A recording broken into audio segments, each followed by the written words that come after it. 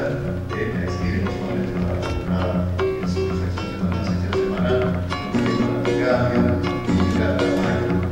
participar en el mecanismo comprometido con las causas a favor de la transformación social.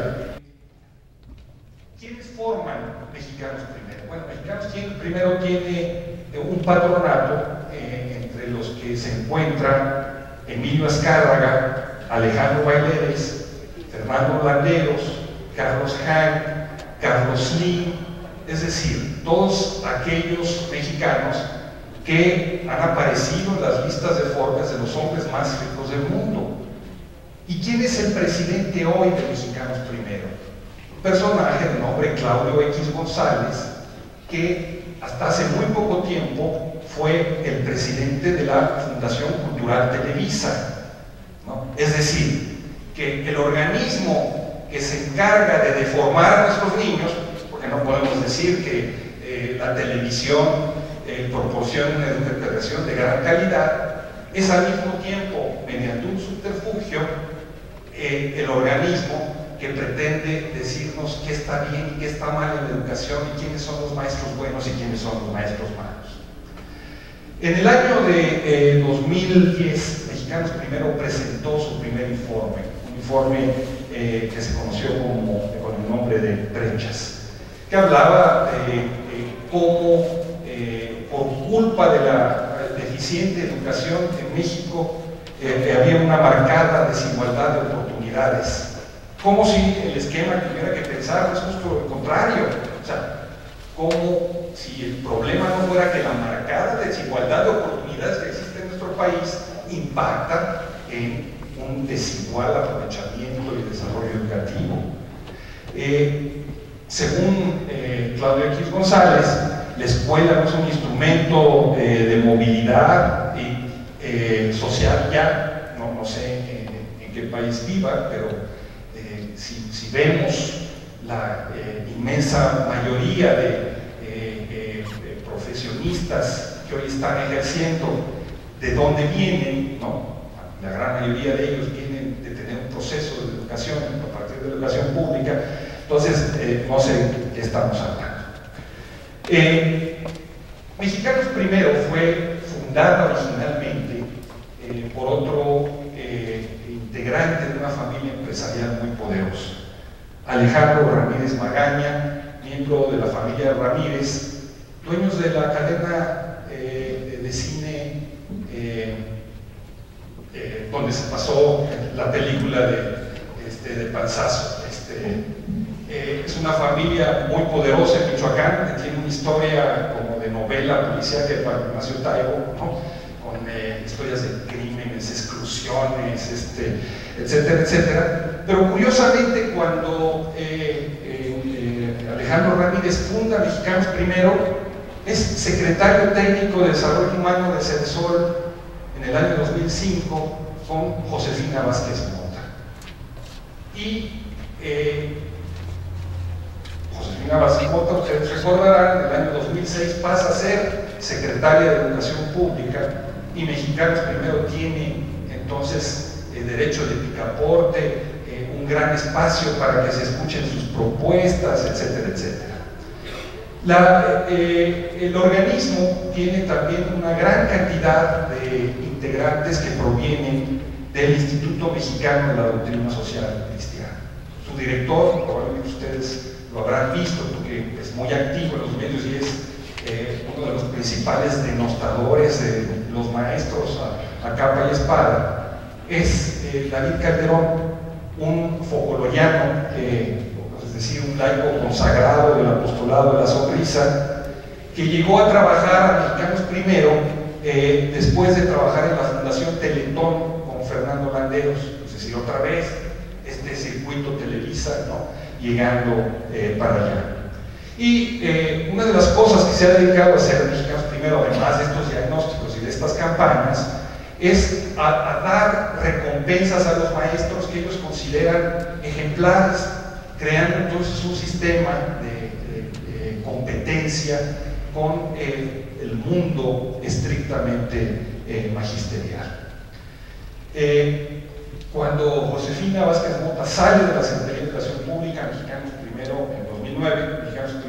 salas, a la palestra pública, a desarrollar sus posiciones con mucha mayor ofensiva, ¿no? Ellos en aquel entonces consideran que el entonces secretario de Educación Pública es un poco tibio.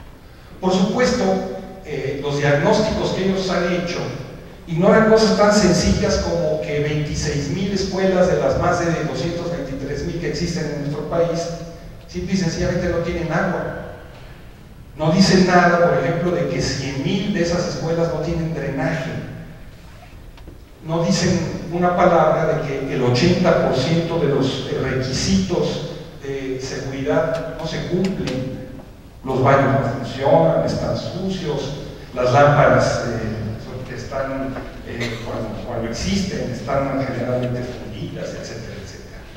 Pero bueno, eso no les importa. Lo que importa es copiar este modelo que viene de Estados Unidos, un modelo que en Estados Unidos, como decía, ha fracasado.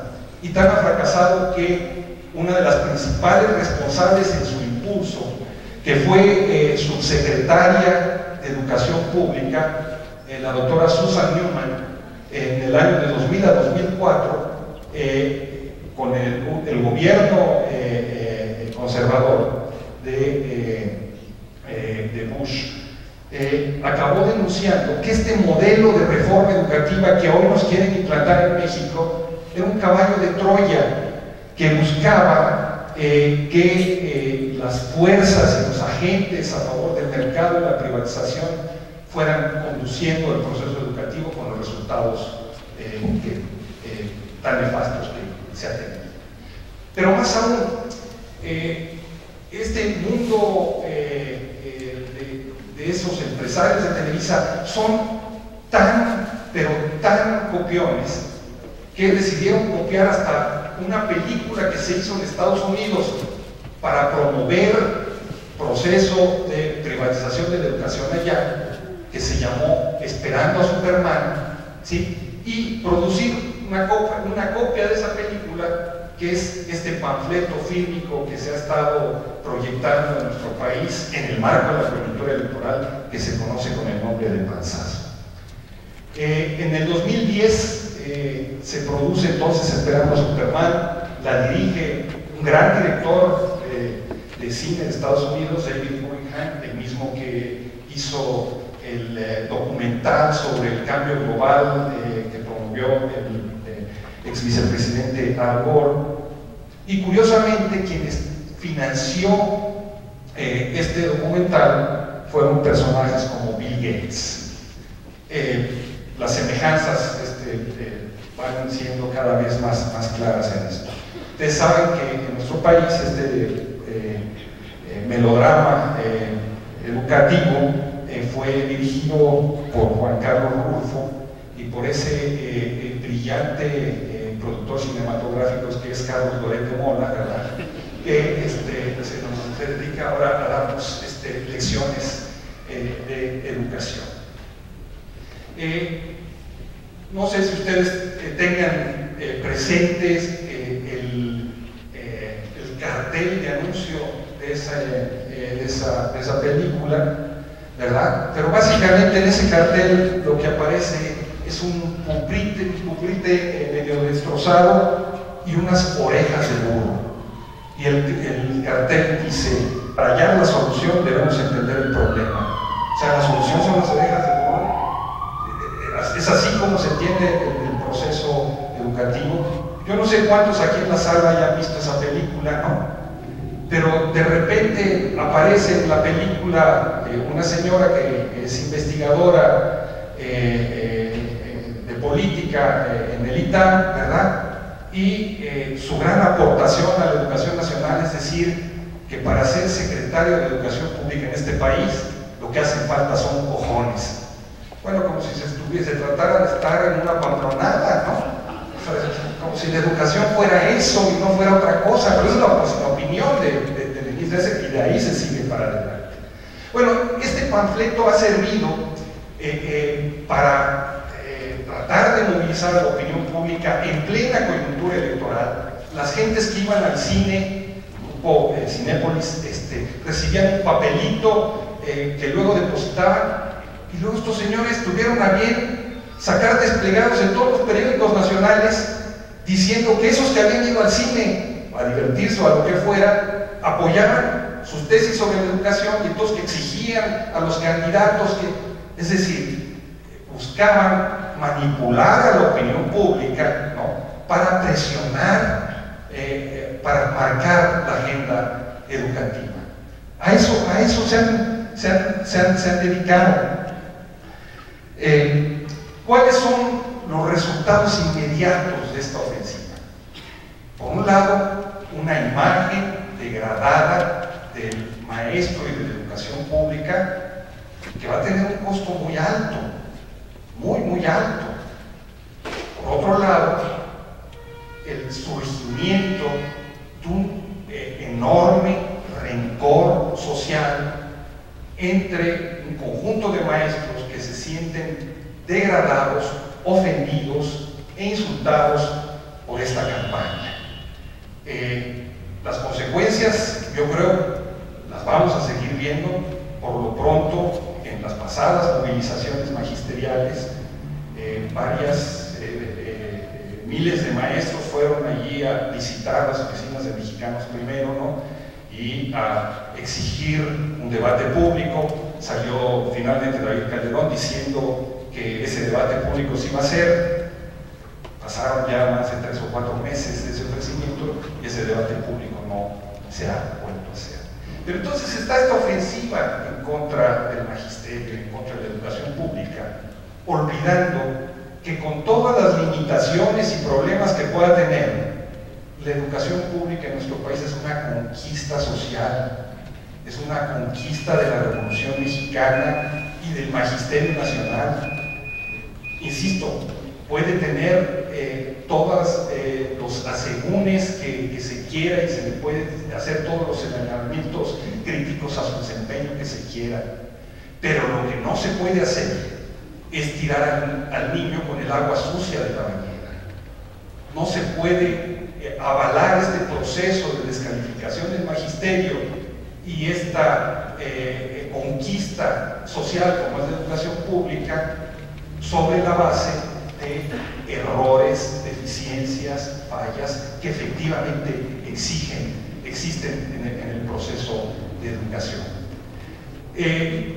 Creo que entonces es muy importante poner hoy en el centro, ¿sí?, de las demandas del magisterio, pero también en el centro de las demandas de la sociedad civil, más aún en estados como Oaxaca, que tienen las desigualdades, el atraso económico que efectivamente tienen. Hay que poner en el centro la defensa de la educación pública. Esta ofensiva ha olvidado por completo y ha oscurecido lo que significa enseñar en lugares donde los niños llegan a la escuela sin probar alimento. Por supuesto, ignora lo que es educar en el seno de comunidades de familias divididas, porque los padres han tenido que emigrar a Estados Unidos. Y las comunidades y la escuela se han convertido en una especie de estacionamiento donde los niños, una especie de corral, donde los niños están creciendo esperando el momento para irse del otro lado de la frontera. Estos diagnósticos del mundo de Mexicanos Primero ignoran lo que es educar en las zonas conurbadas, azotadas por la pobreza y la violencia, donde los enclaves de protección no existen.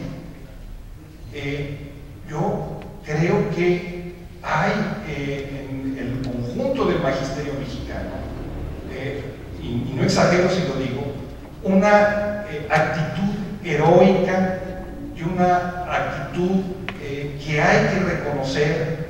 Hay en muchos de ellos un nuevo apostolado que hay que ponderar, ¿no?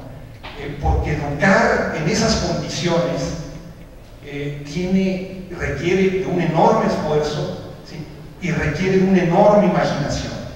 Un esfuerzo y una imaginación que los exámenes estandarizados son incapaces de medir. ¿Cómo vamos a medir con criterios urbanos, clasemedieros, los conocimientos que hacen falta para sociedades rurales, para sociedades pluriculturales, como las que abundan en el sureste de nuestro país? Bueno, yo aquí creo que, otra vez, con todas las críticas que se quiera hacer al proceso que se ha vivido en Oaxaca alrededor de la sección 22, hay aquí un proceso ejemplar del cual hay que aprender, del cual personajes intelectuales tan relevantes como Noam Chomsky, ¿no?, han reconocido en la experiencia de la coalición de promotores bilingües una experiencia de la cual hay que tomar nota y hay que generar efectos que reproduzcan esa experiencia. Hay en este estado una riqueza pedagógica alternativa muy rica que no se puede dejar de lado, no se puede ignorar, me parece, por más críticas justas que puedan haber a las dificultades que implica construir un proceso de transformación sindical con trampas como la descentralización educativa. La descentralización educativa es una trampa. Lo que finalmente acabó haciendo fue transferir a los gobiernos de los estados los problemas, dejándole a la Secretaría de Educación Pública el control del proceso educativo. Entonces, los gobernadores se encuentran que no tienen presupuestos para atender las demandas educativas. Bueno, creo que entonces es hora de poner en el centro la defensa de la educación pública, es hora de poner en el centro la defensa del Magisterio Nacional, y es hora también de construir los puentes de reflexión, de debate, de entendimiento entre el magisterio y sus necesidades y las necesidades del conjunto de la sociedad. Muchas gracias.